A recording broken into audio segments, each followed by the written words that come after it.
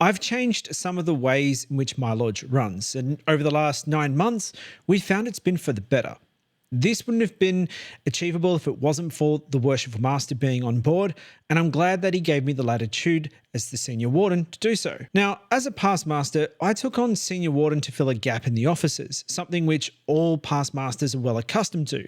And this allowed me the opportunity to take charge of the workmen, just as King Solomon charged King Hiram to do. Now, through my studying and practice of Freemasonry, as well as my role at Grand Lodge, and this has allowed me to see what has worked, but also where a lot of the problems stem from. This is my perspective combined with my ADHD and autism of being able to generate a million ideas to solve all the problems of the world. But as Gennaro Gattuso said about his soccer team's performance, ideas, well, sometimes may be good, sometimes may be shit. So you've been forewarned. That being said, at the install I attended last Thursday in my district, I imparted on the deacons in the inner guard what we implemented in my lodge. And this caught the attention of the deacons and inner guards of other lodges in the district who wanted to know my secret. So I want to share these things that we've implemented and how they changed our lodge for the better. And hopefully we can maintain them through succession and we won't slip back to the old ways. So in this edition of Daily Masonic Progress, I'm going to share with you why these changes were needed, what the changes are, and how to implement them in your own lodge. But first, let's start with why these changes were needed in the first place. Well, when it comes to lodges, we all want to keep our members. We talk all the time about membership engagement and what we can do to keep our brethren more engaged, because that's going to lead them to being retained, and retained members bring in new members, therefore acquisition. But we often look externally for these things, and we really should be looking internally. Now, it shouldn't be new to us as Masons. After all, we're taught that Masonry regards the internal, not the external qualifications of a man. So this can be used as a metaphor to remind us that we should always look internally for our solutions. And when I mean internally, look at our peculiar system of morality and the practices and the ritual. And where I see one of the biggest issues with membership engagement is that we don't allow our brethren to step up and take responsibility. We don't empower them. We don't back them. And in many scenarios, the old guard, being a PM, I'm one of them, we shut things down and we hold the lodge hostage, either intentionally or unintentionally. Now, intentionally occurs when we as a lodge forget that it is the majority of the brethren who make a decision. And sure, we can say that when it is time to make a decision, the majority of the brethren decide, but we often let one or two of the brethren who intentionally take the lodge hostage by threatening to resign if they don't get their way. So inevitably, everyone else collapses. And this means that no one votes for it because, oh, we can't support that because, poor Bob is going to resign. Well, if Bob wants to resign because he doesn't agree with the changes and 70 or 80% of the brethren also agree, guess what? Let Bob resign. As much as Bob's a great Mason, if he really feels that this is a big enough thing for him to resign, well, fair enough, Bob, we're going in a different direction. And guess what? There are probably many other lodges out there that Bob would be a great member for. And if you think just because he does 3 of the 4 critical charges, guess what? There's an opportunity for brethren in your lodge to learn those. So you do need to bite the bullet. And if those brethren do want to threaten to resign, you really just need to let them. But there are also the unintentional ways that we can hold the lodge hostage. And this occurs when we make decisions because we have fear, uncertainty, and doubt that change is going to hurt someone. We've come to rely on them for doing something, so we don't want to hurt these brethren by asking them to step aside. So we end up in this tug of war and in a situation where they're holding the lodge back, we need them to step aside, but we don't have the integrity and we don't have the compassion and the brotherly love to ask them to step aside. But then the way we approach it is we go to them and ask if they're okay to continue, thinking if they're not okay, they're just going to say it. But guess what? We're men. And we're Masons, and we don't want to let the lodge fail. So we just get on with it and we're stubborn. We say we're happy to continue. Then everyone thinks, well, it's okay, but it's not. Now, in both these scenarios, it's usually these brethren who are the backbone of the lodge.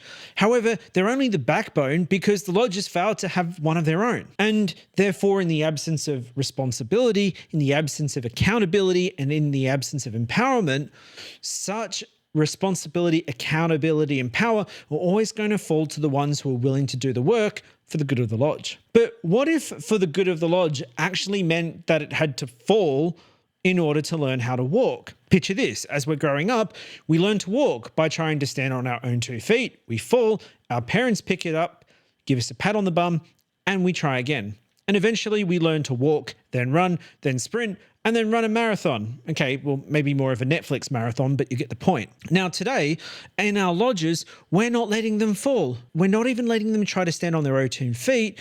So they're never going to learn how to walk or crawl, let alone run. So up until 2 years ago, our secretary had been responsible, and I say responsible loosely, for setting up the festive board. That meant putting out the tables, the chairs, setting the table, and at the end of the night, he was always the last one there, and he cleaned up. He got sick of it, and rightly so. So at the management meeting, he said he was only going to do his secretary duties and nothing else. That month, we turned up for lodge. There's no South. And our newly invested junior warden on his first night had all of this dumped on him. So he had to fill in the job. Now, before you go and rage at the secretary for allowing this to happen, or say he should have done it for the good of the lodge, well, did you actually know that he did do it for the good of the lodge? And here is why you need to understand this. You see, one of the critical lessons that we must learn in Freemasonry is to forego immediate gratification for the greater and long-term good. It's how our monthly regular meeting builds discipline. It takes a long time and a lot of effort to overcome the friction of wanting to stay home and marathon binge Netflix instead of coming to lodge. But by coming to lodge and getting over that friction, it allows you to build discipline to do something hard that's not immediately gratifying. It's the same as putting in the effort to learn the ritual. It's not as immediately gratifying as scrolling on TikTok, but it's beneficial to the long term. Just like eating fruit and veggies is better than eating Maccas. So here, the secretary's actions set in motion for us a pathway of empowering our officers within their invested and charged duties. But it's what taught me this key lesson that sits underneath all of this. And I'm grateful that this secretary opened my eyes to this lesson. You see, what the secretary did was force the issue of the, albeit unsuspecting junior warden, to step up, to take what he's been charged to do by the master and to do it. It meant that as a lodge, we had to accept that the junior warden was in complete charge of the South, and that as past masters, we could stifle his ideas and decisions at the management committee, but at the end of the day, we weren't the ones rolling up our sleeves and doing the work. So the first change that we made was that the junior warden is complete control and fully in charge of the South. It's his success, it's his failure, it's all on his shoulders. He's responsible for everything from setup, drinks, food, cleaning up, taking down, money. It's all on him. No one to set up or clean up. Too bad, that's his job. Now you're probably thinking this sounds completely harsh, but it's fair, and here is why. You see, what the junior warden did was then find a caterer who was all-inclusive. They did everything. So our members and the junior warden, other than making a phone call and selecting the menu, didn't have to lift a finger. He just had to organize it all. Now, the cost went up. Absolutely. People complained. Although we'd been having this discussion for years about an all-inclusive caterer. But at the end of the day, we just couldn't get the people to follow through on the talk of, oh, we'll just clean up for ourselves. No one would do it despite the promises.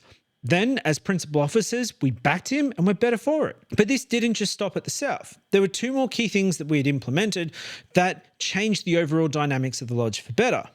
Now, I'm sure you're going to be hard to find a lodge with a dedicated tiler. And traditionally, the setup of the lodge would fall on the tiler. But I do disagree with this practice. You see, the notion that the tiler is wholly responsible for the setup is based upon the part in his investiture of making sure the brethren are properly clothed. And we extend this to mean setting up the collars and the jewels for the officers. However, to me, this doesn't make any sense, as he spends all his time outside the lodge, not within it. So in my mind, the tiler should be focused on ensuring anyone who walks through the doors are indeed properly clothed, but are not cowards and intruders. And this is where the tiler should really just focus that the apprentices and fellow crafts especially the visiting ones, have their aprons. They're signed in, they're welcomed. He should also be engaging with the visitors so he knows who they are. After all, he's going to have to muster them outside the door when it's time to admit them. But if the Tyler isn't going to set up the lodge, who is? Well, like other responsibilities in the lodge, in the absence of the Tyler, even after we've agreed it's not his job, it usually falls on a well-meaning and helpful brother who comes early. Again, mostly the secretary, the treasurer, or the director of ceremonies or marshal, depending on your jurisdiction. You see, the DC or marshal is a director level officer. His focus should be ensuring that any items specifically required for that ceremony are in their appropriate places, such as the apron for the conferral of a degree being under the Senior Warden's pedestal, that past masters have been selected for the special parts in the ceremony. Okay, but we still need the basics of the lodge room to be set up, the collars and jewels and everything else. Well, here's the thing. Every installation that I've been to in the last several years, the deacons just look completely lost when it comes to collecting the collars and jewels, and rightly so. Most of the time they're told the week prior at rehearsal, oh, by the way, you have to collect the collars and jewels next week. Now, many don't learn it, and it's just poorly done on the night. To be honest, they're not to blame either. It's rather the issue of the circumstances of how that came about. So given that we still have to solve the idea of who does the setup and takedown of the collars and jewels, we know it's not the Tyler or the director of ceremonies or marshal. We know it's not some well-meaning brother who comes early. Well, here is the change that we made. We charged the deacons with this responsibility. And here's how it works. When the deacons arrive at the start of the night, they're to set up the collars and jewels for all the officers, but they're to do it in the same order that on the night of installation, they're going to collect them. And then at the end of the night, all the officers remove their collars and jewels, place them on their seats. Then after everyone's retired, the deacons go and collect them, and they do it in the same order that they collect them on installation. So if you have 12 meetings a year and one's installation, well, that's 22 times that they've done it prior to the installation. But the best thing is, this is now a perpetual responsibility. The next lot of deacons do the same, ensuring that someone is there to set up the collars and jewels of the lodge. Now, this still leaves the volume of the sacred law, the master and the immediate past master's collars and jewels, as well as the gavels for the wardens and the warrant or charter. Now, we've made these the responsibility of the inner guard. And this is the only one that doesn't have some grounding in the ceremonies backing up why. But the reason is that it starts the inner guard on the path to responsibility of setting up and packing away and ensuring that all of those things are done perpetually as well. And what this changes for the deacons and inner guard is they now have a sense of purpose beyond just turning up and performing the ceremonies. They have a purpose in the functioning and running of the lodge. They're part of making the lodge happen. And one thing that Masonry often lacks is being able to provide a visible representation of the work we've completed, because most of the time when we deliver a ceremony, it goes unseen. So most of all, they actually get to see the results of their labor. Once the lodge is set up, they can visibly see the work that they did. But there's still another change that we've made, and there's actually a few more as well. Now, I'm going to focus right now on the Senior Warden as well as the Master, but I'll go into some of the other officers that I've been developing and discussing with brethren, like the past masters, secretary, and treasurer. But first, Senior Warden and the Worshipful Master. I want you to think about King Solomon. When he went to build his magnificent temple, who did he enlist to help him? Well, Hiram, king of Tyre. But what is it that King Solomon asked King Hiram to help with? Well, our ceremonies and the volume of sacred law tells us that it was to organize the workmen and the work itself. So King Hiram was completely responsible for the workers and the work to build the temple. Now, you might be thinking, hang on a second, what about Hiram Abiff? Well, if you know your allegory, Hiram Abiff was the widow's son of Tyre. But was he a king? Hiram, king of Tyre, was. That's right. Hiram Abiff was an exalted craftsman that King Hiram elevated him to be the same level as one of the three responsible for building the temple. And that's why the Worshipful Master empowers the Senior Warden to be in charge of the brethren while they're at labour, because he's representative of King Hiram. And we often make the mistake that this means it's only while we're in the lodge room. The lodge is tiled and the column on the Senior Warden's pedestal is upright. But what if I've actually told you that we've failed to fully understand the allegory in our ceremonies when it comes to the duties of the Senior Warden? Now, I want to first address what this allegory is before I explain why we either miss it completely or just misinterpret it. In the allegory from our ceremonies, King Hiram of Tyre was supposedly responsible for all the workmen. And we know that all the stone was prepared in the quarries and only placed in the temple by wooden tools. No metal tools were used at the actual job site of King Solomon's temple. And with the Senior Warden representing Hiram, King of Tyre, who's in charge of the brethren while they're at labour. Are you with me? So what I have done is combined a few of the different elements from the ceremonies into this entire allegory. But here are the parts we need to pay attention to. Hiram, King of Tyre, was responsible for the workmen while they're at labour. The lodge, when tiled, is symbolical of the temple as a job site. But the majority of the labour was conducted externally in the quarries. And the quarries are a symbol of the work that is conducted outside of the lodge. And what this tells us is that Masonic labour just doesn't occur while the lodge is tiled and the pedestals are erect, but it occurs away from the lodge as well. So you can take from this that the Senior Warden is in charge of organising the workmen for King Solomon, the Worshipful Master. Now, an obvious question is going to come up. Well, hang on a tick, what about the Director of Ceremonies? Isn't he responsible for organising the work? Well, to an extent, yes, but my view is that the Director of Ceremonies should be focusing on the workmen, aka the brethren, can actually perform the work that they're allotted. So he should be focusing on ensuring that the officers are well aware of all the things they need to know when it comes to performing the ceremonies. He should be running the rehearsals and be the point of contact for brethren about the ceremonial aspects of their duties. The Director of Ceremonies should be involved in assisting and supporting brethren when they're learning charges or learning the ceremonial aspects of their office. He's an instructor and more of a coach, manager, organizer. He's directing the ceremony. He doesn't need to organize it. So if the Director of Ceremonies is active in the brethren's learning of the ceremonies, instead of putting his time towards ringing around, organizing and managing, then you'll find the quality of the work performed in the lodge increases. And we all know better work is more enjoyable, especially when we have the same 3 ceremonies that are like watching the same 3 movies on Netflix, but we don't know how the performance is going to be each time we watch them. And we made this change not to diminish the role of the Director of Ceremonies, but to elevate it. After all, he's the only one who can correct the Worshipful Master and the Wardens. Who else in Lodge is empowered and charged to correct 2 kings? And this means that the Director of Ceremonies should be active in helping the Master and helping the Wardens and the officers learn and perform their work, even if that means running phone rehearsals with each officer. Now, I know I've repeated myself a little bit about the Director of Ceremonies, but this is to really drum home the point that his role and how it's supposed to be separate from the Senior Warden, because the Senior Warden is meant to be in charge of the work and the workmen. But what about the Worshipful Master? Isn't that his job? Well, again, cast your mind back to the ceremonies and remember what's in the volume of the Sacred Law about King Solomon. He's basically the CEO. He had a team of people under him who he empowered with responsibilities. And as king, he needs to be across everything and make decisions for all the different streams of work that are required to build the temple. Do you think King Solomon concerned himself with finding an individual mason to cut some stone? No, that's Hiram, King of Tyre. There were around 15,000 workers that built the temple. King Solomon hasn't got time for that. That's what Hiram, King of Tyre, and his team were responsible for. So what the Worshipful Master must focus on is ensuring all those individuals with delegated responsibility and accountability, like the Senior Warden for the workmen, the Junior Warden for the South, the Director of Ceremonies to make sure everyone knows how to perform their work, the secretary, the treasurer, the membership officer, the caring officer.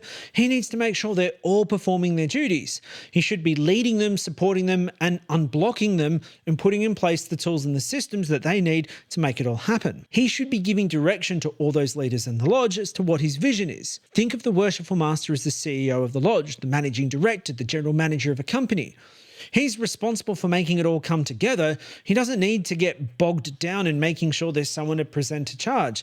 That's why he's got the Senior Warden. He shouldn't be there to make sure that there's food for the festive board and the drinks are cold. No, that's the Junior Warden's job. So I hope you really get the point, because the Worshipful Master should be empowering the leaders to perform their duties and then holding them accountable. He should be making decisions at the recommendation of those who he has empowered to lead in their respective streams of work. So how exactly does the Senior Warden then organise the workmen? Well, first, This is in conjunction with the Worshipful Master, not in spite or indifferent to him. One of the things that the Senior Warden needs to do is be working with the Master to plan out the year's work. What candidates do we have coming up? Who is ready for advancement to the next degree, and working up that schedule?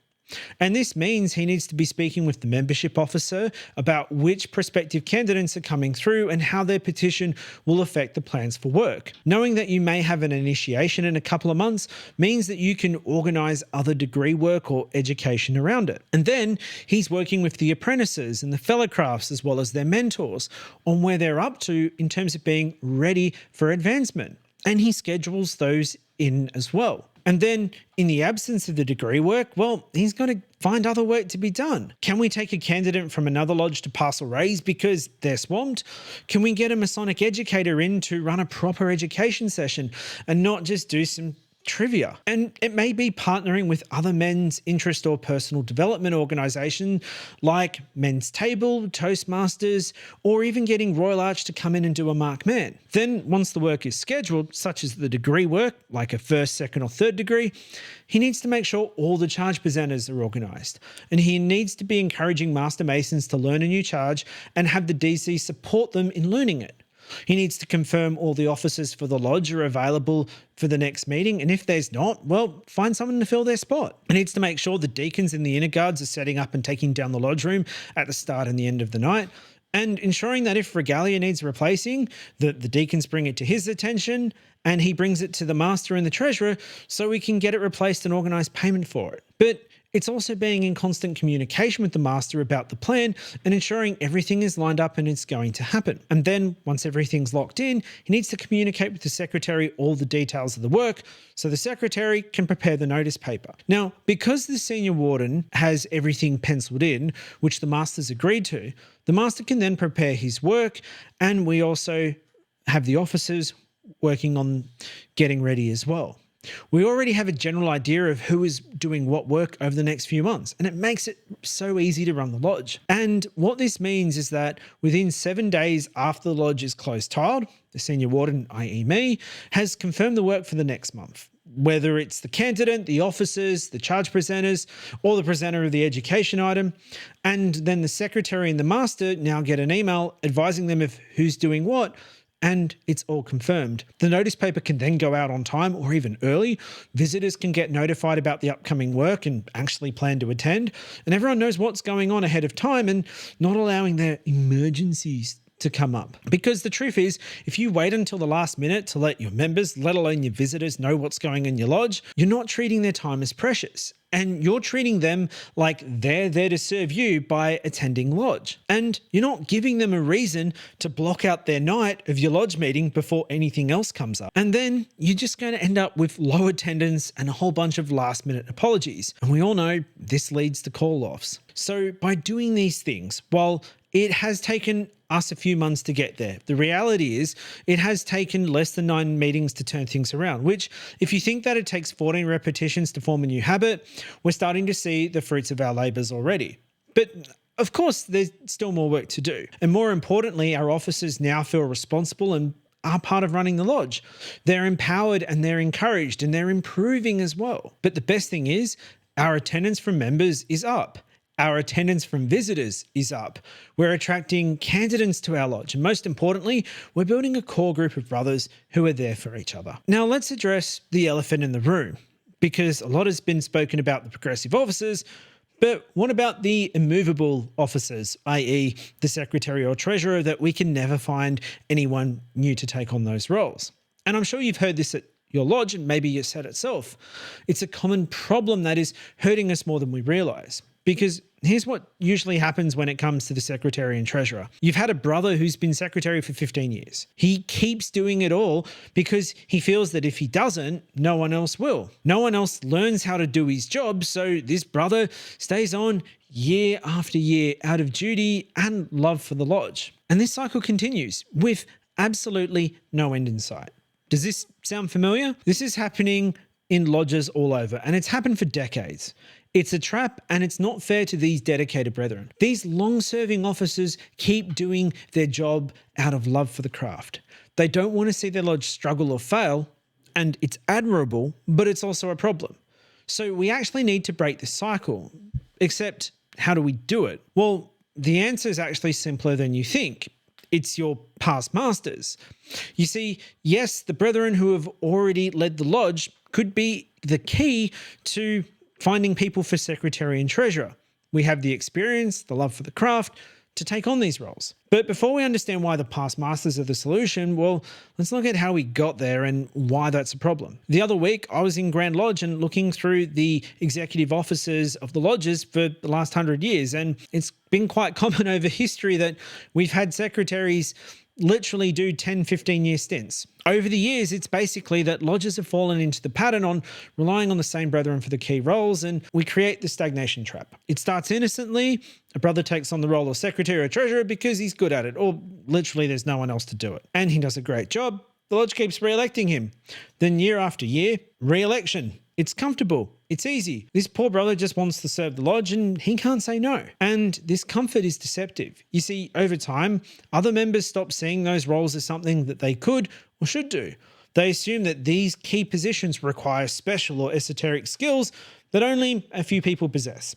The lodge then unconsciously sends the message that these roles are too difficult or time-consuming for anyone new to take on. And then as a result, well, fewer brethren step up to learn the roles. The knowledge gap widens, the lodge becomes more dependent on these one or two long-serving officers, and the cycle perpetuates. And this trap is more dangerous than it first appears. You know, it's not just about one brother doing the same job for a long time, it's about the ripple effects that this has on the entire lodge. You see, when the same brother handles a role for years, it doesn't have to be secretary or treasurer, it could be chaplain, it could be DC, it could be organist. The other members don't get to learn these crucial skills. There's a vacuum of knowledge, and it's like having one person who knows how to drive the car. And guess what happens when they're not available? You're not going anywhere. So even the most dedicated brother can feel completely overwhelmed after years in the same demanding role. And this leads to burnout affecting both the individual and the lodge. And we don't often see it coming until it's too late. And here's where it gets tricky. What happens when a long-serving officer suddenly can't continue? Well, the lodge is left scrambling.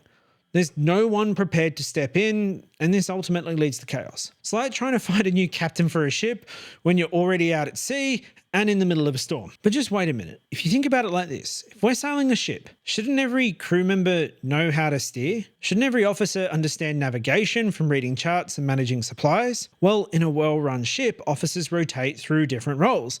They learn every aspect of the job, from hoisting the sails to plotting course. Why don't we treat our lodge the same way? So I want you to have a little bit of a perspective shift for the moment. What if we viewed the progressive officers of the lodge not just as service to the craft, but as a comprehensive training program on how to run a successful business? And we included what seems to be those non-progressive officers in the line of progression. So think about it. As you progress up the officers of progressive office through the chairs, you're essentially learning the different aspects of managing a business. You start in entry-level positions, learning the basics of the organisation, and then as you move up, you take on more responsibility. You learn how to manage people, projects, and eventually become the master or CEO of your lodge for a year. But that's where it stops. We go into the IPM's chair, we sit back, we relax, we whisper a couple of things to the new master of things that he didn't know, and that's also where many of us stop. We think we've reached the top, but you know what? We're actually missing out on two crucial areas of business education. You see, the roles of secretary and treasurer, well, they're not just important for running a lodge, they're vital skills for our professional life as well. You see, as the secretary, you learn the ins and outs of record keeping, communication, organisation, and management. And these are skills that can help you in any career and in any business, whether it's your own or someone else's. It can even help you in managing your household. And then as treasurer, you gain hands-on experience with financial management, budgeting, and fiscal responsibility. And in today's age where financial literacy is more important than ever, these skills are invaluable. So taking on these roles after serving as master, you're not just helping your lodge, you're completing your business education, and you're gaining a full 360-degree view of how business operate, from sweeping the floors to leadership, administration, and finance. And let's be honest, many of us could use this knowledge in our personal lives as well. How many times have you wished you were better at keeping records or managing your finances? You see, these lodge roles offer practical experience in those areas. And why aren't more past masters stepping into those roles? Well, imagine a lodge where every past master eagerly steps into the roles of secretary, treasurer, and director of ceremonies and chaplain, after their year in the East. So picture a lodge where administrative tasks, finances are managed, and everyone has confidence in them. They're supported when you take on those roles by experienced mentors who have all done it before. Think of that lodge where every member, from the newest apprentice to the most seasoned past master, is continually learning and growing. It's not just a fantasy, it's something that can actually happen if we change the expectations and how we approach lodge leadership, in particular, these seemingly stagnant roles. So here's how that would work. After your year as past master, you then take on the role as secretary for a year. Following that, you go in as treasurer, then director of ceremonies or marshal, and then after DC or marshal, finally, you serve as chaplain. And if your lodge has an iPad and can play the music, you can then go on to organist. And in each role, you're not expected to be an expert from day one. Instead, you're there to learn. But the good news is you're supported by all these other brethren who have gone before you. It's this process of continual improvement where every brother builds on the knowledge of his predecessors. And by setting these expectations from the very start when someone comes in the door at the beginning, we create a culture of continuous growth and learning. We ensure a steady stream of brethren are ready to take on every role in the lodge, each supported by those who've done the job before.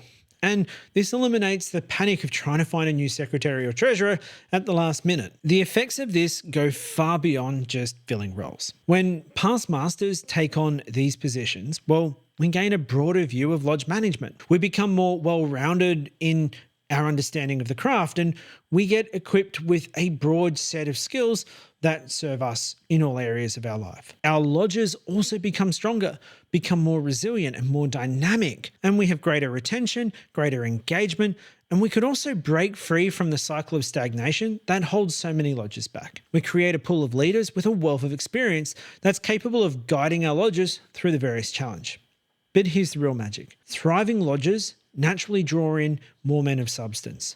You see, these men recognize that we offer more than just fellowship. We provide a chance to develop leadership, administrative and financial skills in a supportive and sacred setting. Our lodges become known as places of personal growth and self-improvement. And this approach goes beyond mere lodge management. It fulfills Freemasonry's fundamental promise of ongoing personal development, where we're equipping members with valuable skills and nurturing a culture of mentorship and mutual support. So it's time to shift our perspective. Let's have purpose, let's have meaning, let's have responsibility, accountability, and shift our focus and foster an environment where every brother views his Masonic path as an ongoing adventure and every office is an exciting turn. This shift doesn't just transform lodges, it transforms us as individuals, it influences community, and allows Freemasons to make a global impact because we're improving one brother at a time.